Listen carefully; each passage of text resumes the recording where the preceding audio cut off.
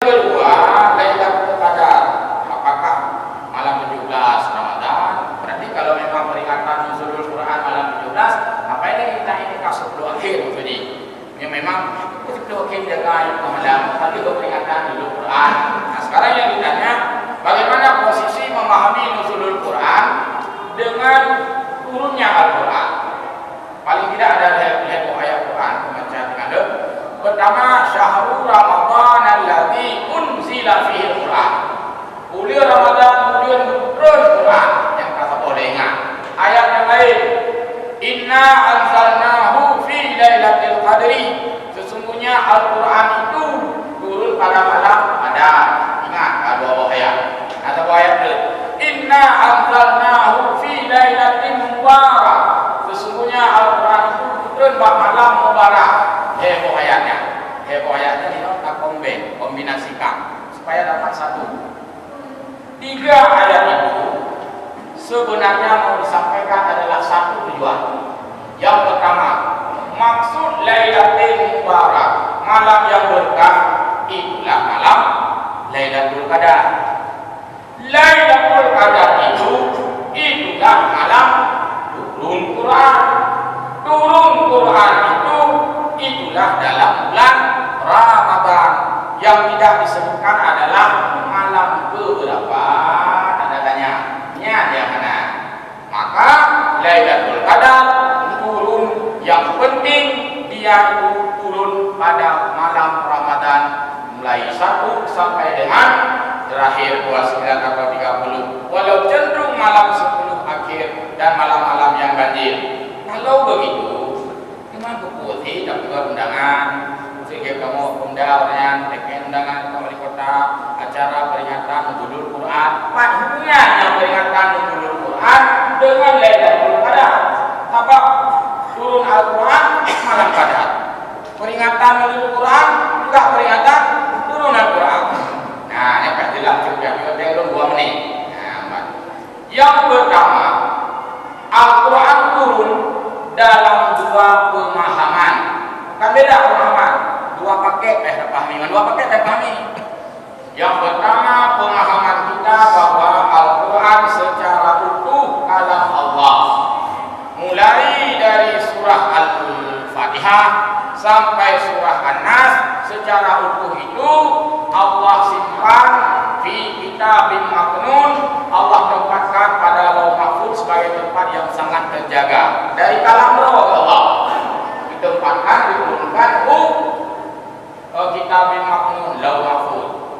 Dari Lauh Mahfuz itu Allah turunkan melalui malaikat Jibril itu lagi, ditempatkan di langit dunia, as-sama'ud dunya wa yusamma baitul izzah. Langit dunianya itu gaib. Kita tidak bisa tunjuk di mana. Gaib. Percaya saja itu. Langit dunianya hubungan baitul izzah. Yang Al-Quran mengenai 17 suratnya kadekat. Jadi yang diperingati 17 Ramadan itu apa? Itulah kita memperingati turunnya ayat pertama dari langit dunia kepada Rasulullah, yaitu Iqra bismi rabbikal ladzi khalaq khalaqal insana min 'alaq iqra rabbukal akram alladzi 'allama bil qalam lahir 'allamal insana ma lam ya'lam. 5 ayat itulah yang turun malam 17 Ramadan ketika Rasul berada di Gua Hira. Ini yang kita peringati nuzulul Quran. Sedangkan yang turunnya yang secara hakiki dari Lauh Mahfuz ke langit dunia, kita tidak bisa menentukan kapan, karena itu adalah malam Lailatul Qadar. Berarti malam Quran dari langit dunia ke Nabi Muhammad Iqra, juga peringatan yaitu nuzulul Quran 17 Ramadan sudah dibuat kemarin di mana-mana. Sedangkan malam turun Al-Quran malam Lailatul Qadar kita tidak bisa memperingati. Karena kenapa?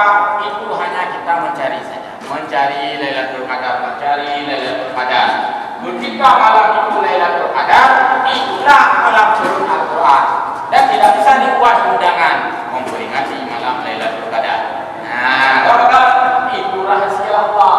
Karena rahasia, maka kayak kami rahasianya Pak yang kami indikasikan oleh agama. Pak kita rahasia. Oh, Pak itu oke, sampai dengan selesai.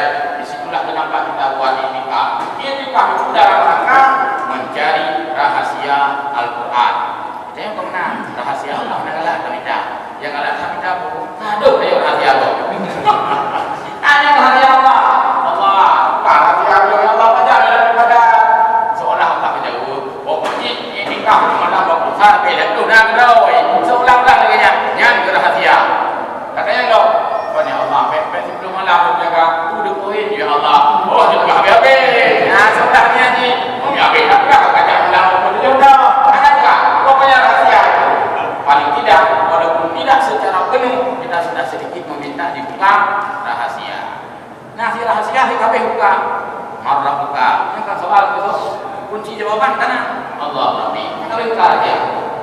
Waman Nabi buka soal karena kunci jawaban karena Muhammad Nabi. Nyampe sampai waktu itu hanya jauh soal. Padahal kunci jawaban kan. Baik, marah buka, lanjut jauh. Kunci jawaban karena dunia sebar-bar. Itu tahu. Jadi baik sampai karena kunci jawaban. Hanya jawabannya itu kunci. Jadi demikian. Saya pikir demikian. Ada satu lagi, habis ya. Tahu satu lagi. Jemaah, lagi. Tahu ada ayat Allah. Wa idza quri'a fa idza quri'al Qur'anu fastami'u lahu. Maka tadi fa idza qara'al Qur'an fasta'in billahi minasyaitonir rajim. Apabila kamu hendak membaca Quran, maka bacalah perlindungan kepada Allah dari godaan syaitan. Di sini ada perbedaan mazhab dalam teks yang dibaca. Kalau mazhab Hambali, Imam Ahmad bin Hanbal, ganjang ditambah a'udzu billahi samii'il 'aliim minasyaitonir rajim. Kalau dalam mazhab Syafi'i dan umumnya a'udzu billahi minasyaitonir rajim. Salah ayat Quran. Yang kedua bahwa apa kita membaca ta'awuz?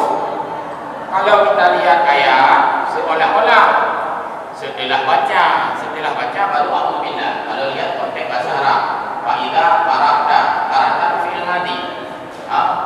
Tensis past tense fi'il madhi. Apabila kamu telah baca Quran, mengapa kita baca Quran baru a'udzubillah? Tapi ada rumus untuk kaidah nahwu, ada rumus. Fi'il madhi yang bertemu dengan huruf idza maka dia berubah fungsi menjadi mudhari. Ya, artinya walaupun itu bentuk fi'il madhi karena bertemu dengan huruf idza, huruf syarat kan, jadi bacaan a'udzubillah itu adalah hendak membaca Quran. Pengertian letternya bacalah setelah baca Quran. Sebenarnya seperti itu. Kefih wudu. Ajar ada sembahyang, yuk galau sembahyang. Ya tak buat terjemah baca kamu setelah salat. Jadi makanya ada kaidah nahwu ya. Jadi demikian amal itu adalah sunnah dibaca, kita berlindung dari syaitan supaya saat baca Quran konsentrasi dan kita diberikan pemahaman, diberikan tadabbur sehingga Al-Quran ini menjadi muknisan, kemanisan, muknisan. Nah ayat-ayat kaya ya Allah jadikan Al-Quran ini sebagai muknisan, hiasan batin, hiasan moral, hiasan akhlak. Karena menyukai akhlak itu lego ya pun dah belum ya. Nah jadi itu kayak apa aja belum. Oh maknanya si kahaya ya pun belum. Nah berarti jadi mudah-mudahan beda belum. Jadi demikian. Mudah-mudahan ada faedah.